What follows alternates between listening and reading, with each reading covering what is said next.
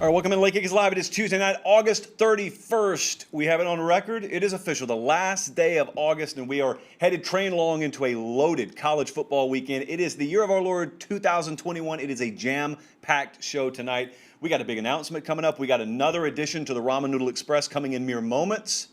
How classy of us. We're not even going to make you wait until the end of the show. So make sure you're following on Twitter because you already got the pick earlier today if you are, at Late Kick Josh.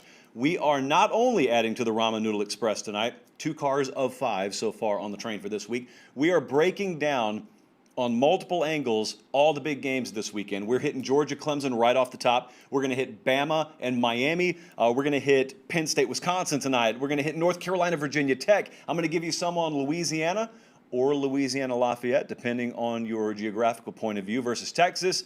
And then on the Thursday show, we're going to loop in LSU, UCLA. I'll probably do Florida State, Notre Dame on the Sunday show. So we've got a lot to get to this week. Again, make sure you're not missing any shows. Also tonight, several more things that we're looking forward to. I enjoyed that segment so much the other night. I think it may become a staple. Just the things you're looking forward to, the things that don't necessarily belong in a game preview, but we're all thinking about. You're all talking about it around the water cooler or at the lunch table or on the message boards during the week. And so I want to verbalize it because I feel the same way you guys do. Whenever you're riding around occasionally and you know something just pops in your head like, I get to see Travion Henderson run the ball Thursday night for Ohio State. Well, I'm not going to say that in a game preview, but I'm going to say it tonight. So we'll talk about that. Also, make sure, as I said, you're following on all the social channels at Late Kick Josh. We're headed to Charlotte Friday. I can't remember what time I get in there, but we're headed to Charlotte Friday. I mean, I'm going to have the iJosh on hand. I'll be on the sideline for that game. Sometimes it's press box, sometimes it's sideline. But I'll be on the field for that game Saturday night. That means I can give you all kind of access that you normally wouldn't get, but you got to be following on those channels. It's not like we're doing it live on YouTube. So make sure you're following at Late Kick Josh. Also, information just comes out that we release in a more timely manner that way, and bets. So today, just to give a little plug right quick, the Late Kick Extra podcast. So many of you are new here. We've almost doubled our audience this year that I have to periodically remind people the way this works. Anytime I do a radio hit, most of the hosts are very courteous at the end and they say, remind people where they can find you. So on the YouTube channel, we do Late Kick Live, Sunday night, Tuesday night, Thursday night. A lot of you are watching it right now, 8 Eastern, 7 Central. But also, we have the podcast feed. Now, you can get replays of all these shows there the very next morning. But on Tuesday and Thursday morning, we also do an exclusive podcast. It does not get uploaded to YouTube. It is not available anywhere other than the podcast feed. It's all mailbag. It's all Q&A. And we had a wide-ranging mailbag this morning. Everything from the best thing I've experienced in person at a college football game, my favorite storm chasing story. Fun fact, I chase storms. Also, I mean, how do you tell someone when they tell you I love you and you're not ready to say it back? That was one of the questions submitted. How do we deal with fall weddings? That was one of the questions, so we went all over the place. But we got to dive into this show because we're loaded. We could go 5 hours if I continue at this pace. Let's crank it up with the Ramen Noodle Express because I want to make sure these numbers don't move, so this is very time sensitive. Earlier this week, I introduced this to you. These are our best bets of the week. We hit at 60.9% against the number, 53 and 34 last year. I don't know if we'll duplicate that. Maybe we'll be better, maybe we'll be worse, but we trust the process. That's Tom Fornelli's stuff. We trust the formula. That's what we trust around here. We cannot risk gimmick infringement on the Ramen Noodle Express. So let's take a look at it, Jesse. Let's throw it up. This fancy graphic. I mean, you're only finding quality graphics like these in one place, and that is Late Kick Live. I already gave you earlier in the week Cincinnati minus 23. They're playing Miami, Ohio. That number is still widely available. We are now giving you Temple plus 14.5. They're on the road at Rutgers. I got some strong pushback about this today. And as you know, the philosophy around here is it's okay to disagree. It's always okay to disagree about a football game. And in life, it's okay to disagree. Just make sure you're ready to back it up. And to the person's credit who disagreed with me today, they were ready to back it up with their wallet, which we arranged in the DMs. Several of you have done that with me, and you've all paid up at the end of the day. We're taking Temple plus 14.5. That game is Thursday night in Piscataway, New Jersey. So let's move on. Let's dive into some game predictions. This is fun. We have not been able to predict games since January because we didn't predict spring games, although we bat 1,000 on picking the winner there. Georgia versus Clemson, Saturday night, 8 p.m. Eastern Standard Time kickoff. Tigers, actually it's a 7:30 kickoff. Colin, we don't want to start it that way. All right, so here we go. Let's just restart the intro for our editing purposes. 3, 2, 1. Georgia, Clemson, primetime game, 7:30 kickoff. I've always nailed that this week. In Charlotte, North Carolina, neutral site game. Tigers favored by 3. We will be in the house for this one. Everyone in the country is looking forward to it. Whatever your favorite game is going to be Saturday, it's either this one or this is your number 2, because everyone's looking forward to this to some degree. Week 1 sort of messes with your mind, doesn't it? Think about what happens a lot of times. You know this game's coming. None of you have thought about the Georgia UAB game next week. Everyone has thought for months about the Georgia-Clemson game. The way it messes with your mind is so much happens in what outsiders would deem the offseason leading up to this game. Everything from winter conditioning to spring football to your post-spring summer stuff. A lot of things can happen. Injuries can happen. Remember when George Pickens went down in spring for Georgia? I remember the immediate reaction was they're going to miss him against Clemson. Man, they're not going to be able to beat Clemson, or at least their chances of winning went down significantly. But then you slowly had time and you built that reservoir of confidence back up. And then you get the headline, Eric Gilbert is coming to Georgia, but then he's not going to be available. And that's the current situation with Eric Gilbert. We don't expect him for the time being, at least. And so then, status is a little shaky again, and people who were counting on him to be an impact player, all of a sudden you're shaken, and so your confidence level drops. Then you start building it, get some good whispers and intel from fall camp. Darnell Washington out 4 to 6 weeks. Tyke Smith out 4 to 6 weeks. Huge impact, both sides of the ball. And then your confidence is just fractured again. But lo and behold, how many of you that said a couple of weeks ago when those injuries happened, Georgia has no shot, let me go dump some money on Clemson. How many of you have built up the confidence again to at least consider picking Georgia to win this game? I know a lot of you have. I have too. Let's dive into the preview. 2 key matchups that I don't think you can overhype enough here, and they overlap. If we look at the Venn diagram and we have A and B, they overlap significantly. The first, which was really, I think, spotlighted today with some comments from Dabo Swinney, is this whole matchup that we've been talking about for months, that interior of this Georgia defensive line, possibly the best in the country, and it is a huge matchup advantage for them against Clemson. Dabo Swinney at his game week press conference today just told you flat out, we're probably going to have to rotate centers in this game. And then on top of that, if that's not bad enough, rotating centers against the small houses that Georgia plays on the interior of the defensive line, Anna Hickey over at Clemson 24/7 kind of chimed in and added, depending on who they start at center, he may have a true freshman starting next to him. It's just not a great matchup. I think it could be a pivotal matchup for Georgia here, and it fundamentally alters gameplay because of the second in this Venn diagram double circle situation. Think about the Clemson wide receiver room, which we have touted all summer long, and the size and the physicality there against this Georgia secondary, minus Tyke Smith. Well, one of the things that you had to really like is you had to really like being able to spread those guys out and being able to work the whole field. Question is, can you do it? Can you do it? How many times in this game is that Clemson passing attack truly going to be able to work the whole field versus having a collapsed pocket in front of you and having to use half field reads, quarter field reads, and having to use some progression and different level concepts? Because what that does all of a sudden is it shrinks the field, and it also takes away some of that timing and rhythm, obviously, that a lot of people are going to depend on. But I look at it and I think to myself, you would think that the biggest key, especially when you're facing size like this at wide receiver, you would think, well, you got to be able to fight on those 50-50 balls. And yes, there will be several instances that Georgia defensive backs have to do just that Saturday night. But I will tell you, and I don't think it's a great mystery, Travis Etienne or not, the first thing Clemson will try and do, the first thing that offensive staff will try and do is they'll try and test the physicality of Georgia on the perimeter, and they'll take a lot of those big-bodied receivers along with the tailbacks that they have, Will Shipley included, even though he's not starting, and they'll execute perimeter run after perimeter run, and they will execute sweeps and screens, and they'll try and get matchups out there that they can't get between the tackles. And if Georgia does not possess the ability to shed those kind of blocks from those big-bodied receivers and make tackles, then it's a long night for them. So those are 2 factors there that I think will heavily influence the outcome of this game. But I also have a couple other ones just to think about here as we kind of transition into prediction time. Because a couple of things that concern me a little bit more about Georgia is this Clemson staff. I was talking to someone over the summer. I had a little birdie just land on my shoulder, and he said, hey, You want to know what this Clemson staff's been doing to get ready for Georgia? Sure, Bertie, I'd love to know. Where'd you come from, by the way? They've been watching that Mississippi State game tape. You may think, what's Mississippi State have to do with this? Well, that's the team that last year went into Athens with under 50 scholarship players and held the University of Georgia with James Cook on the field, with JT Daniels starting at quarterback, with Zamir White playing, with Kenny McIntosh playing, to 23 carries for 8 yards, not 80, 8 combined yards. That's good for 0.3 per pop. Obviously, the Clemson Brain Trust looks and says, if we can do half of that, if we can do fractions of that, then we win this comfortably.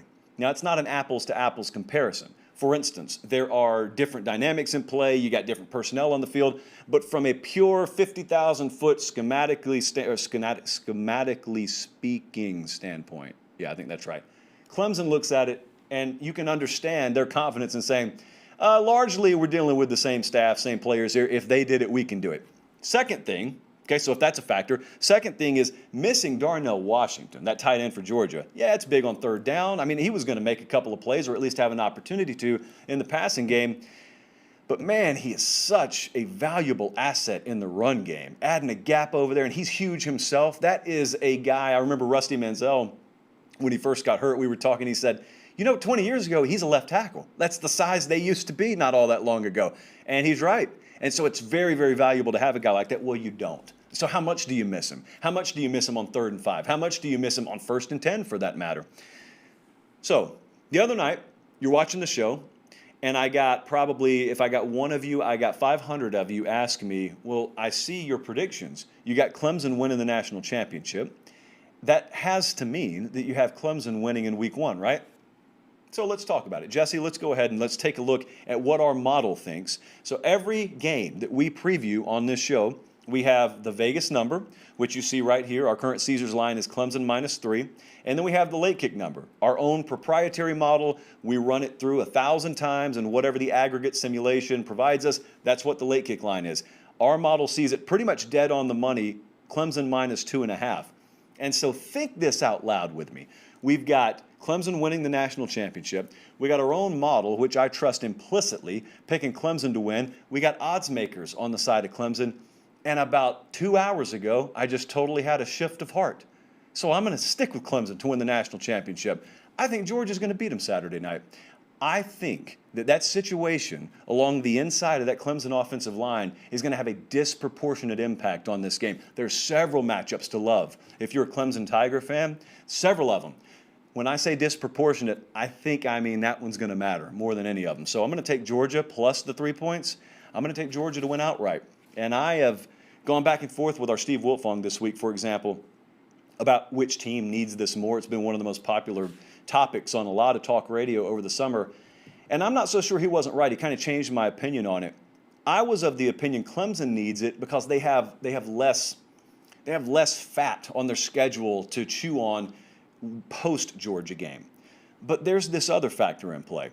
And that factor is Georgia has been selling cotton candy for a long time on the recruiting trail, and it works. Everyone loves cotton candy, but you can't survive on it. Eventually, you got to have some meat to provide, and in this context, that meat is a big win over a highly ranked team, and Georgia doesn't get enough of them, and they need it.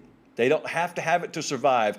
It would greatly benefit them to get this, and there are some people in the recruiting industry, for example, that believe that they need it at Georgia even more than Clemson needs it. So fascinating couple of dynamics because I could make the argument on the other side, but, man, Wilfong had me there. I said, you know what, Uncle Steve, that's a good point. So we're going to take Georgia to cover. We're going to take Georgia to win, and I'll be there either way. Really looking forward to that game. So last night on Twitter, I made an announcement. I don't know if I was supposed to make it, but we made it anyway. You remember about a month ago, Colin, I guess it was about a month ago, I sat right here, and I said, you know what? Forget it. We'll just do it. And I said, look around. We don't have any advertising on the show. Fortunately, they pay us in terms of salary around here, so we really don't have to sell advertising. If we want it, though, I said, why don't we try and go get it? So if you're a regional or national brand, you feel like partnering with us, hit us up. We'll show you the price points. If it makes sense, then we'll partner up. Full disclosure, some hit me up that weren't right. So yes, we turned down money. but I told you we would do that if the partnership didn't make sense for all of us, and that includes people other than just me. Well, we found one that did, because that very night, Academy Sports and Outdoors hit us up. Maybe you've heard of them. And just like that, because the relationship was facilitated and fostered via one of you between us and the high levels over at Academy, and so we got a deal done. And it's a big one. And I really appreciate you guys making that happen, because the numbers on this show are now too big to ignore. And this isn't a lemonade stand down the road. This is Academy Sports and Outdoors. So they have worked their way right here next to me. You can't see them, but I'm about to tell you, Academy Sports and Outdoors, we are happy to have them on board. The calendar tells you football season is here. And I know good and well every one of you need, well, really several things. A lot of you need grills. A lot of you need canopies, because the last thing you want to be at Christmas is the guy that's still rocking that like wife beater tan, that sleeveless shirt tan. You don't want that. And so get the canopies, get the grills, get it all, but make sure you know where to get it. And now that they're partnering with us, we have a vested interest in telling you Academy Sports and Outdoors is the place to go. A lot of you live in towns where you drive by one every day, but if you don't, I got the hookup, well, they do, through us, academy.com. Go there. All your college football needs. They're the official outdoor partner of the SEC. They're the official outdoor partner of the Big 12. But most importantly for us, they are now the official outdoor sports partner of Late Kick. Academy Sports and Outdoors. We are thrilled to have them on board, and that's going to be, I think, a very much mutually beneficial relationship. Okay, let's continue tonight, and let's roll down to Atlanta, GA, Miami versus Alabama. This spread is fat. Oh, it is beefy. It's Alabama minus 19. This is a Saturday afternoon, 3:30 Eastern time kickoff. This is an ABC game. Let me give you a little refresher course for those of you who are new on how we handle these big point spread games. Really anything over 2 touchdowns. We acknowledge the favorite is favored for a reason. We don't really try and predict multiple touchdown upsets. It happens, but I don't think there's a whole lot of skill in predicting that most of the time. So we'll give you the pick versus the spread in just a couple of minutes, but also what we try and do is we format it a little bit different. And we say, if Miami were to win this game, how would it happen? So is it possible? Technically it's possible. If it's not, we don't even waste our time with it. But if we think there is a puncher's chance in some alternate universe, how would it happen? So what is the formula for Miami here? And do you think it's possible? I guess is the better question for you. How do they have it within 1 possession in the fourth quarter? I guess is what we're looking for here. Well, I think the first thing they need to do is they got to have a lead early. They've got to grab the lead, preferably by more than 1 touchdown. I was over on InsideTheU.com today, and David Lake had a stat that I knew had to exist, but I didn't know it was this bad. Last year, Miami loses 3 games. They lose the Clemson game, they lose against North Carolina, and they lose to Oklahoma State. Do you know what the combined score in the first quarter of those games was? It was Bad Guys 49, Miami 3.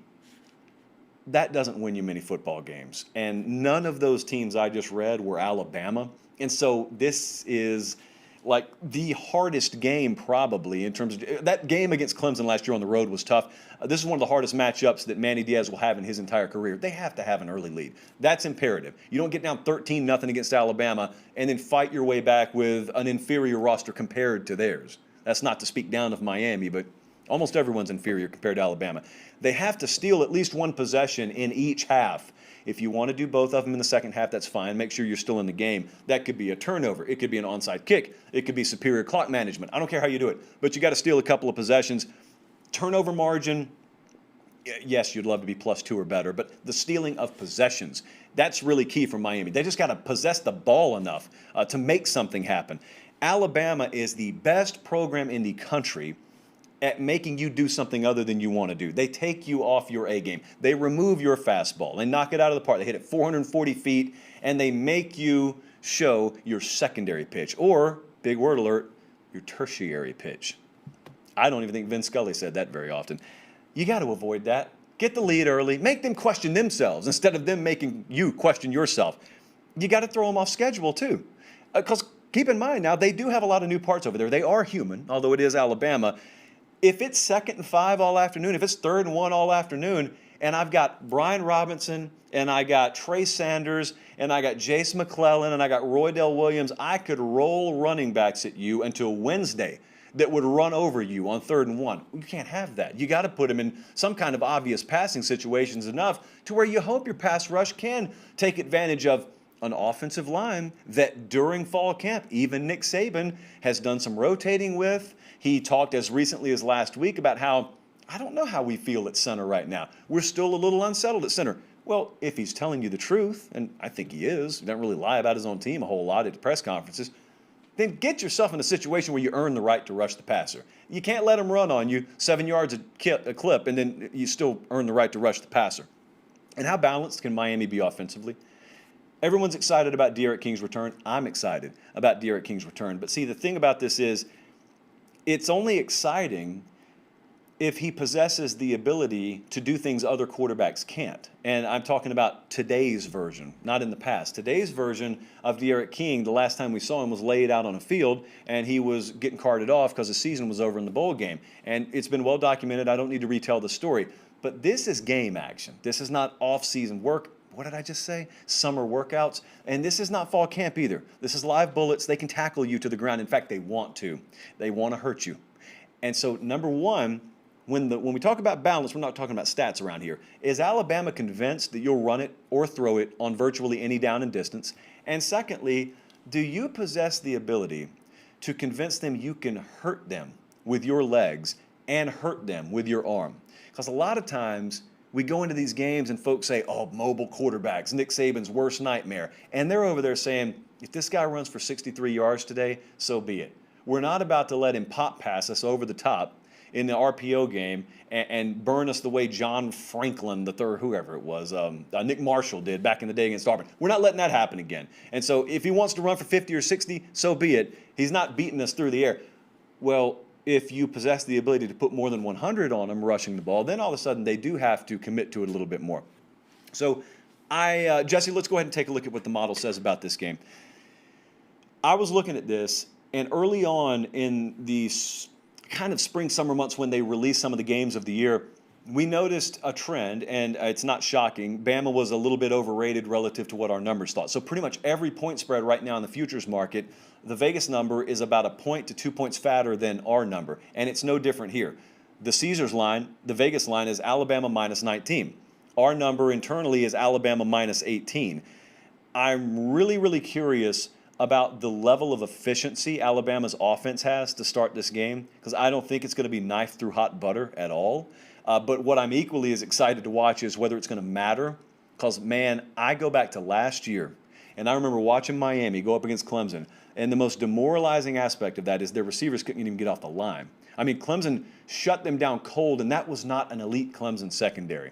This is a pretty elite Alabama defense, specifically in the secondary. And so those perimeter matchups, the Josh Jobe and Jalen Armour Davis, Brian Branch in the secondary, those guys, when you have to account for Will Anderson, who along with Thibodeau on the West Coast may very well be the best overall players, especially defensive players in the country, I don't know how in the world, minus turnovers, minus non-offensive touchdowns, I don't know how we're finding Miami getting into the mid to upper 20s range, which is where you would minimally have to be to win this game. So we're not going to take them to win. We'll take Alabama to win. But what I do think is Miami possesses enough ability to hang around. Maybe it's garbage time, or maybe Alabama's stretching them at the end. I think they can hang around enough to cover, barely. There's no strong feel here. So we're going to take Alabama to win, but we will take Miami plus the 19. Again, there's no strong feel because there's not a lot of skill in predicting how that fourth quarter is going to go. I don't think there's any skill in that, actually. Let's move on. Boy, this game is very enticing. We gave serious consideration to going to this next game. We ended up in Charlotte, but I really thought about this one. Penn State at Wisconsin. This is not one of those neutral site games. This is a true road environment. Whiskey minus 5.5. That's the current number, and that number has gone up over about the last 24 hours or so. This is a noon Eastern time kickoff on Fox. Get the chores done in the morning, get back home. This is not a situation where your early window is a lot of secret wet bag of garbage type games, and then the 3:30 window, that's when you got to be there. No. This is almost as good as it gets the entire day. And I think it's the most consequential game in week one, because you can paint a path for Clemson or Georgia, but there's going to be a lot written. There's going to be a lot said about the outcome of this game, even if it's narrow, 23-21 either way. There's a default setting, maybe you've noticed it, with Penn State football. And I don't necessarily blame you for having it. But the default setting around Penn State is it'll be close, but fill in the blank. And your blank probably consists of, well, Sean Clifford against a really good defense on the road with a new offensive coordinator. I don't think that he can overcome a good Wisconsin team. That's probably what your default setting is. And even if you're a Penn State fan, half of you may hold that default setting. But even if you don't, I don't think you can blame a whole lot of people for feeling that way. See, there are plenty of folks out there you can find to tell you Sean Clifford's a good, solid quarterback. There are infinitely fewer people that you can find to tell you Sean Clifford, now that's a dog. He'll get it done. When you're in the foxhole, when it's fourth quarter winning time, he is the Reggie Miller of State College, PA. Not many people saying that. Could it all change? Could Mike Yurcich, formerly Tom Yurcich on this show, could he be the magic elixir? Could getting a guy like Noah Cain back to full strength, could that be the difference? Could be. We'll see. Hey, that's why they play the games. But it stands to reason there is a lot still to be proven for this Penn State team and this Penn State offense. So if it is a quarterback-quarterback matchup, if it is a shot-for-shot, your guy better than my guy in the fourth quarter, I think a lot of you trust Graham Mertz. Now, I think there is, and it may be fair or unfair, a lot more blind trust being invested into Graham Mertz, but I get it. Because I remember what people were saying last year, myself included, and then it kind of went off the rails because they had a ton of injury and COVID-related issues where they never had that full offense on the field. Well, we get to see it now. All those guys are back. A couple of them came back who didn't have to, and so we get to see it now. So here's the rub. I'm going to go back to Sean Clifford for a second because that is the crux of this game to me. Do we really know what to expect at all? A lot of people have their profile of Sean Clifford already developed, Penn State quarterback, for those unfamiliar. And it is kind of an incomplete player. He has a lot of good, very little great in him. He'll make mistakes at key moments. There's not enough consistency. That's the profile now because that's what we've seen. What I'm asking you is what we've seen an absolute indicator of what we're always going to get? Because I have not seen Sean Clifford in a Mike Yurcich offense. I haven't seen him, at least recently, with Noah Cain back there at full strength. I haven't seen him play with now a fully seasoned combination at wide receiver of Dotson and Parker Washington. I haven't seen that. Well, I get to see it now. They're pretty darn good at tight end, too. And so what I'm saying is maybe we get the same product we always got, and if we do, then okay, the profile is complete. But surprises have happened. Bigger surprises than this have happened. Penn State having 24 at the half this Saturday would be surprising. I don't think it would be the biggest shock in the world. How'd they score him? I don't know. But what does a winning stat line look like for him? It doesn't have to be 38 of 45. You know, this is not the mid-2000s Big 12.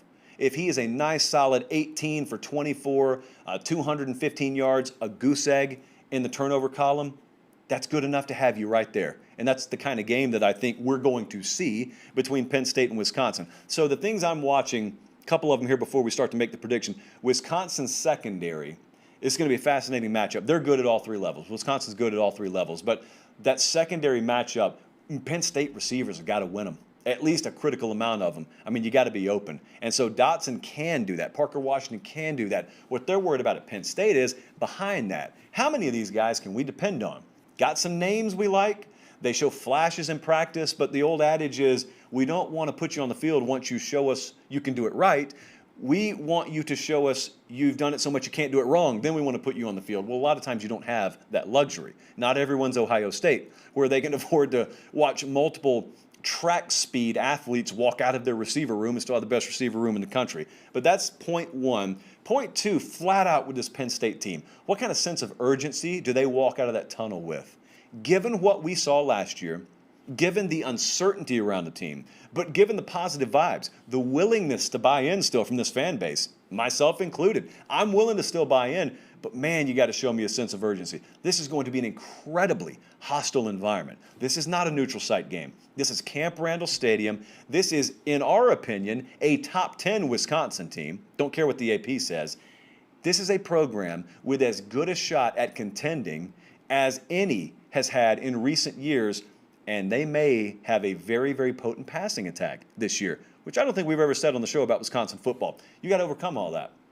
You got to have mental toughness, and average teams succumb to that. Good, very good, great teams, they can overcome that kind of stuff. But it's up to you, because the default, like we talked about on the front end, the back end, the default is Wisconsin's got a huge edge here. They get to play in their building, and a lot of your first and second year guys don't even know what crowd noise sounds like, and so you're going to have to deal with it. That place is really hard to play, even if they're kicking it off at noon Eastern. What time zone's Madison in? It's got to be Central Time. Yeah, so either way, it's early, but they'll be ready.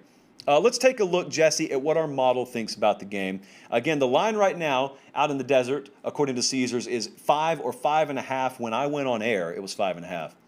And that's moved up from 4.5 as of the last 24, 48 hours. We thought the number was right all along. We had Wisconsin minus 4.5. Man, I gave serious consideration to Penn State here. I even kind of segued to Jesse. Jesse's from Penn State. And so I said, Jesse, what do you want me to pick here? And then he started to say, Penn State, baby. I said, Jesse, pretend like everyone in your family depends on you making this pick, or else they do not get to eat again for the rest of the month. And he said, Badgers win, Penn State covers. And that's kind of where I am right now. I'm going to take Wisconsin to win the game. I think it's very, very narrow. I think it's either way. It's a one-possession game with 5 minutes to go. It's anyone's game. But I think Wisconsin ends up winning the game. Penn State covers the game. There's too much similarity here. Any strength that I talked about with Penn State, there's too much matching point across the ball that I can point out with Wisconsin. I want to remind you, they've had some shaky reports here and there from one person I've talked to for Wisconsin's camp this fall. But, by and large, they get the pieces back they never really fully got to gel with last year. Their passing game, I think, can surprise some people this year. Now, I'm talking this year. This is about this Saturday. Stands to reason, if I'm right about this year, it starts this Saturday. It's not going to be 38 degrees up there yet. So prime conditions, prime atmosphere. I think Wisconsin's going to find a way to get it done. But I'm telling you, if I'm right about this, and this is a narrow game, this is our number 8 team beating our number 9 team by one possession at home. We're not bumping Penn State, if that does play out that way. A couple of other games, and before we even get to these games, I want to remind you, we're not doing LSU, UCLA tonight. We're doing that one Thursday night. We will do Notre Dame, Florida State Thursday night. So we are going to predict all the games. Indiana, Iowa, we'll do that one Thursday night. There are a lot of big games that we still have to get around to. Bowling Green, Tennessee, no, probably not. They play Thursday night, and so housekeeping note on that at the end of the show. All right, let's talk about this Friday night game, though. This one's really, really intriguing. I gave consideration to going to this one. Logistics did not work out. But, man, how about North Carolina laying 5.5 at Virginia Tech? Again, full houses in most places across America. Well, if you can sell the tickets at least. They don't have a problem with that in Blacksburg, Virginia. This is a Friday night, 6 o'clock Eastern time kickoff on ESPN. So you've got wall-to-wall. It starts on Thursday, Friday, this game. We got a full slate Saturday. Sunday night is Notre Dame, Florida State. And then Labor Day night in Atlanta, it is Louisville and it is Ole Miss. That is wall-to-wall. That is jam-packed. So let's talk about this game here. This is a dynamics-based line. I know a lot of you may be looking at this, and you've looked at all the top 10, top 15, top 20s, and you've seen the North Carolina Tar Heels. You hadn't seen Virginia Tech. In fact, last time we talked about Virginia Tech, it's when they upset the Ramen Noodle Express at the very end of last year. One of our most confident bets of the year was Virginia. And it was never close. I don't know. It happened to us one time last year that we just so whiffed on a game. And it just so happens it was against Virginia Tech. Are we salty about it? Yep, we are. I'm not going to go as far as to take it out on them with my pick, but we're a little salty about it, but we've moved on. So this is a dynamics play because I think if this game were to be played in week 4 at North Carolina, it'd be Heels minus 2 touchdowns minimum. But right now, there's uncertainty, and you have that fear that there's going to be a wobbly tire on this offense that goes out on the road. And this is the kind of offense, it's not ground and pound. And so if things aren't fully calibrated and clicking on all cylinders, you got the old crowbar and the bicycle spokes potential. You fly over the handlebars, and there's your face. It's street pizza, and all of a sudden it's a quagmire. It's 13-6 at halftime, and where's the offense? Everyone's got that fear in the very back recesses of their mind, and you got the home crowd to deal with, and it's night. I don't know what that's ever mattered, but when the sun goes down, apparently the home team plays better football, and so it's only 5.5. I'm going to show you in just a second what the model thinks about it, but what should be the deciding factor in this game, for us at least as we see it, is a glaring matchup advantage, I think, for North Carolina. Virginia Tech's wide receivers are going to have a field day against a lot of teams they play this year. They've got the quarterback, for better or for worse, we've got quarterback figured out there. He better not get hurt. They got quarterback figured out there. But these receivers are not bad. They're not bad players at all. But what's going to happen is, let's make sure our screen wasn't messed up there. What's going to happen is, in this particular matchup, I think North Carolina's got the corner play. I think they've got the secondary play to match up. And if that is your fastball for Virginia Tech, and North Carolina can just limit that thing, I am not a believer that this Virginia Tech defense has made any kind of significant strides from the over 30 points per game they gave up on average last year. And I think North Carolina, for all I care, they could go scoreless in the first quarter. They are eventually going to find that groove. And when they do, because of that matchup out wide that is advantage North Carolina, I don't think Virginia Tech is going to be able to trade points with them. So, Jesse, let's take a look at what we think. And I'm going to show you what the model thinks. And this is contrarian, because you've seen this number at 7 and 8, and then it's dropped all the way to 5.5. But our number has maintained, as it tends to do, at North Carolina -7. And I'm rolling with our model. So I'm going to take North Carolina to win. I'm going to probably expect them to taste their blood a little bit early in this game, but the second half of this game I think will tell a much different story than the first half. So give me North Carolina to win, and we think North Carolina will cover the 5.5. We'd take it all the way up to a touchdown, actually. What about, as we move south significantly to Austin, Texas? I'm just going to wait. I'm kind. This is me being kind, Jesse. I know you guys got a lot of elements there. So we got all the time in the world. We don't have a hard out on this show. Texas is welcoming in Louisiana Lafayette. I have made the executive decision to call them Louisiana on the show. I know it upsets a lot of people, but Billy Napier follows us on Twitter. We cannot take this risk. And so we are taking Louisiana, and we're marching them right into Austin, Texas. This is not a trap game. Please stop calling this a trap game. This is not sneaking up on anyone. Everyone watched the Week 1 opener last year when they went into Iowa State, into my house, into our house, and they beat our Cyclones. No one has Louisiana sneaking up on them. If Louisiana beats Texas Saturday, it's because they were the better team, and they overcame an incredible road environment to do so. It's not a trap.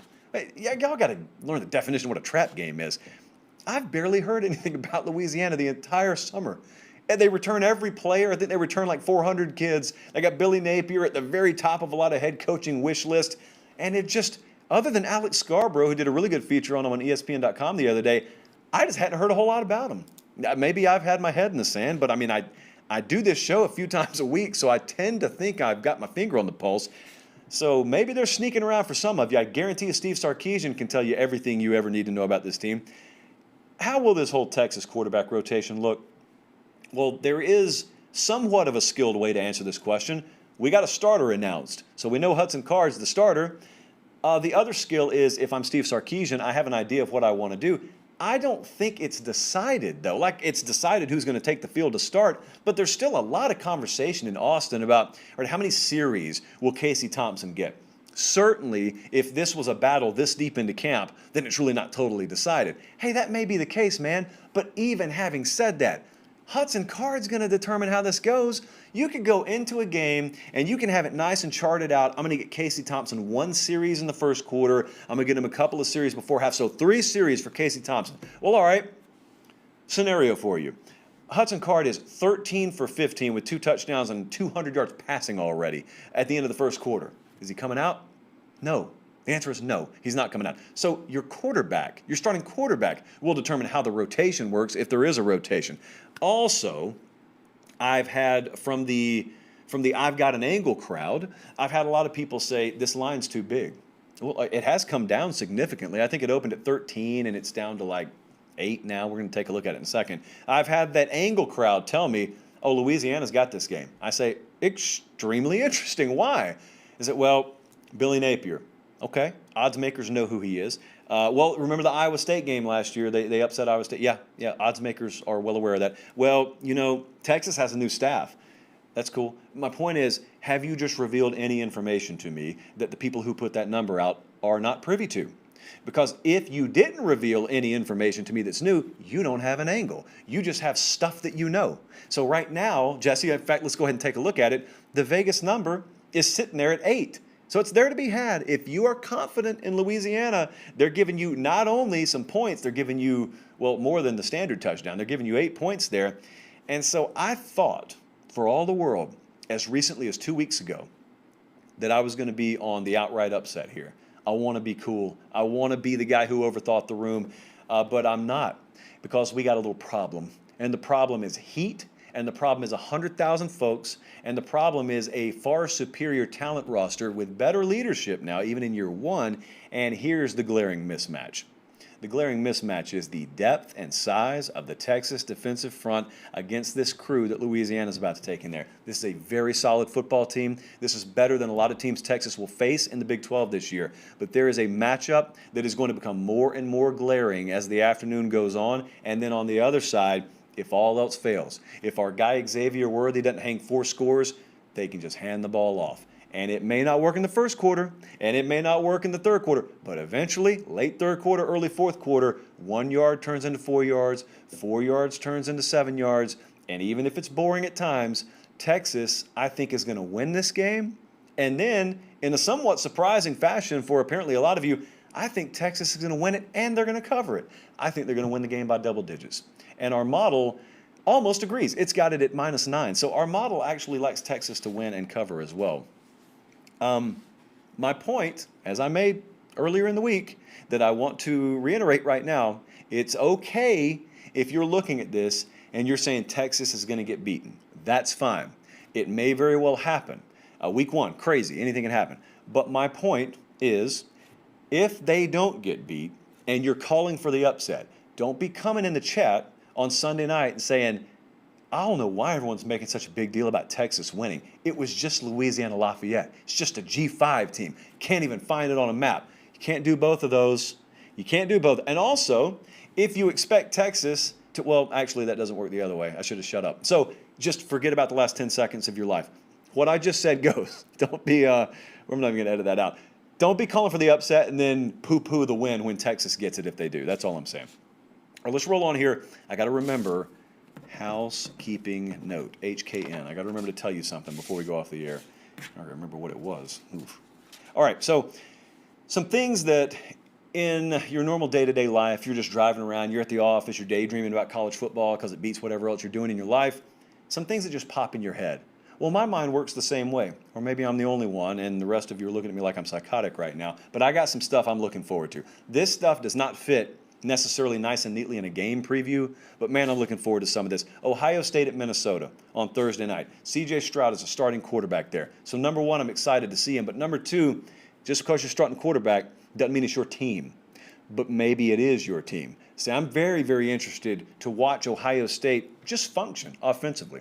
They got all the skill and weaponry in the world. They got a loaded backfield that I think will find its groove a little bit later in the year. Very interested to see how much they play Travion Henderson in game 1, game 2, game 3 versus, in November. Pass pro, stuff like that. I mean, it's just hard to have a new starter at quarterback and also put young tailbacks out there because of the pass protection issues and because of the limited ability and the limited leeway that maybe sometimes you give a young quarterback. I'm very excited to see that because if it's not his team yet, eventually if C.J. Stroud, your guy, there'll be that synergy point where it is his team. It's going to be fun to watch. But some of that stuff takes a little while. You could see this with Bama and Bryce Young, for all we know. I don't know how it's going to pan out. That's why I'm excited to watch it. And it wouldn't be the worst thing in the world if Ohio State struggled a little bit out of the gate. That's not the worst thing in the world. That North Carolina-Virginia Tech game, which we just covered a second ago, I can't wait to see what kind of team, I guess comes out of the visiting tunnel. I cannot wait to see what kind of team comes out of that visiting tunnel in Blacksburg, Virginia, Friday night against Virginia Tech. Because I remember a couple of years ago, I think it was 2017, Clemson went up there. And it was one of the best produced games I've ever seen with ESPN. They really hyped the home field aspect. And it's still available on YouTube. I think just the video of the pregame is on YouTube. And that entrance and Enter Sandman, I think we're looking at it right here, awesome environment. And you watch from home, and especially if you're in person, you're saying, I can't believe that a road team is about to come in here with grown men jumping around in turkey outfits to the tune of 65,000 or 70,000. I can't believe a team's going to come in here and actually think they're about to withstand this environment. And then Clemson came in, and they took their hand, and they reached over to the volume button, and they turned it down. They took the lead immediately. They shut the crowd up. They were never a factor the rest of the night, and Clemson cruised comfortably. That's what great teams do. That's what some really good teams can do at the beginning of the season. North Carolina fancies themselves as a program that is either there or on the precipice of being there. This is a game you may not look back on a few months from now. If they win it and cover like we think they will, for all we know, Virginia Tech will be a 500 team at best this year. But they're not 500 right now. They think they got the entire world in front of them. That crowd does too. And if North Carolina goes in there and they silence that environment and they take control of a game like we've seen elite teams do in the past, that's a signifier. That's a sign. That's something to tuck away. They didn't beat the most talented team in the world, but they did something that is a hallmark of teams that are on the rise to eventual Tier 2, Tier 1 type status. Cannot wait to watch that. What about Penn State at Wisconsin? Another game we just went over, but I left a little bit on the table apparently. I can't wait in this Penn State-Wisconsin game for the few hinge moments, because that's absolutely what these games come down to. This probably a little bit older school looking Big Ten game. It's not 44-10. It's nothing like that. There are a few hinge plays, bob plays, bounce of ball plays. It could be one bounce. It could be one block. It could be one fumble. It could be 1 or 2 yards either way that end up determining a game, and then looking at the wild swing in perception off of those just microscopic tiny fractions of inches here and there, because whichever team capitalizes on those 1 or 2 or 3 hinge plays that will determine this game, they're going to capitalize on it to the tune of being shot out of a cannon into the 2021 season. And they're going to be taken to a different level in terms of the national perception. Because Penn State, if they win that thing, they got Auburn white out in a couple of weeks. They'll be favored there, and then they'll be off to the races. Wisconsin's got a couple more big-time games in the first month of the season, but they'll be off to the races. Really interested to see which team capitalizes on that. And then the more sadistic among us are also interested to see which wounded animal walks out of week 1 with a loss and having to go into must-win mode in September. That's always fun, too. What about the first game we talked about tonight? What about Georgia and Clemson? JT Daniels, one of the biggest moments of his life, player or otherwise, is this Saturday night. You can rep it all you want to. You can study film all you want to. You can go through summer conditioning. You can talk to your coaching staff. You can talk to your position groups, and you can even scrimmage in fall camp. But we all know there's eventually going to come a time where a crowd is at full throat, and it's Saturday night, week 1, and you're huddled up there for your last instructions before you break it and you take the field. That's the beginning of a football season. Where's your mind at in that moment? As a quarterback, there is such immense pressure on you at this level. You can't simulate it. Where's your mind at that moment? Are you locked in? Are you like Kevin Costner in For Love of the Game? Do you just fine-tune the mechanism where you shut the noise out? Or is the noise there? I'll be on the sideline. I don't have to focus like that. I can hear that noise. But if you're on the field and you got that exact same experience I got, you could get decapitated. You can't have that. You turn the ball over. You got all kinds of things that go haywire. And the functionality of an offense is totally dependent on that quarterback being able to get to a place mentally that very few people can get to. It's really hard to play this game. It's really hard to play that position. And at this level, it's a little bit different because you deal with stuff you don't deal with in a D3 environment. They're not talking about you 8 days a week on radio at a D3 level school. You're not dealing with 75 or 80,000 people at that level. You are at this level. It's a privilege to play under that pressure, but man, it's a pressure cooker nonetheless. JT Daniels, that time is very soon at hand for him. Can't wait to see how he handles it. And lastly, Louisiana, Lafayette, at Texas, just touched on this. Kind of the same deal, isn't it, as the whole JT Daniels dynamic. There's been a lot of talk about Sark. There's been a lot of talk about this quarterback battle. There's been a lot of talk about whether this roster's going to be good enough and whether this staff's going to be good enough and whether the starting quarterback's going to be good enough, whoever he chooses. There is good news or bad news, though, in every football season, depending on what your perspective is. And that is just that. The season is eventually going to arrive. And at that point, it doesn't matter what anyone says. It doesn't matter. If they're overly critical, overly praiseworthy, it's good news if you possess the ability to silence all your doubters, make their opinion irrelevant. It's bad news if you're going to validate everything negative that they said about you over the course of the past 8 or so months. And that, in and of itself, is what I look forward to with this Texas-Louisiana game, because we're rapidly approaching the time to be at hand where it doesn't matter what people are saying, because we got a game every 6.5 days. And now we get to find out, Does Hudson Card have what it takes? Was that quarterback battle really a battle of two guys who were capable of winning? Or was it a battle of the lesser, I don't want to say lesser of two evils, I already did that one time. But, the lesser of two average options. What kind of quarterback situation do we have there? Aside from Xavier Worthy and Whittington, Josh Moore, do we have guys who can emerge as game-changing wide receivers? We get to find all that out now. So I'm looking forward to all of that.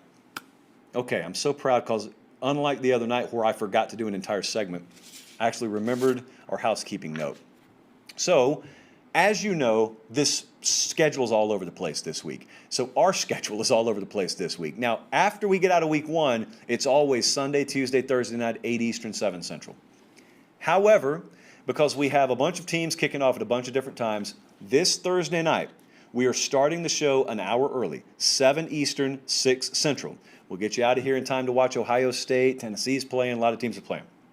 And then on Sunday night, I've got a quick morning flight back here. Hopefully have most of the show already put together because we're going to start an hour early on that night too. So Thursday and Sunday night, 7 Eastern, 6 Central start times. Tell your uncle, tell your aunt, tell your friends, and we are probably going to have the biggest crowds that we've ever had on the show. So I really appreciate you guys tuning in. You got Academy Sports and Outdoors on board, and you got a whole lot of things happening for us. Make sure, can't stress it enough, you're following those Instagram and Twitter accounts, @LateKickJosh. You're going to be rewarded for that before the end of this week. So make sure you're following there. Can't really say much more because it's not associated with the show, so I can't say it. But make sure you're following @LateKickJosh. For Director Colin, for our entire crew in Connecticut, thank you so much for watching. I'm Josh Pate. Have yourselves a great rest of the evening, and God bless.